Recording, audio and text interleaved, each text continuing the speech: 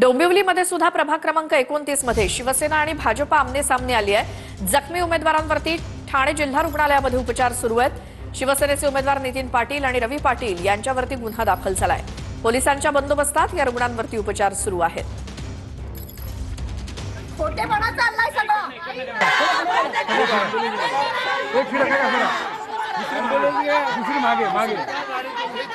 दडपशाही बंद करा आता तुमची।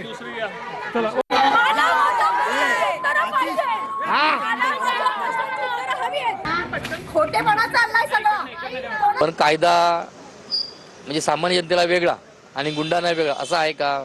तर नाही। धनदांडग्यांना वेगळा आणि गरिबांना वेगळा असा आहे का? तर नाही। कायदा सर्वांना समान आहे। जो कलम टाकलेला आहे त्या कलमा अन्वये त्यांना अर्हच व्हायचं आहे। त्यात जर पोलिसांनी केलं असेल त्यात दडपशाही कसली?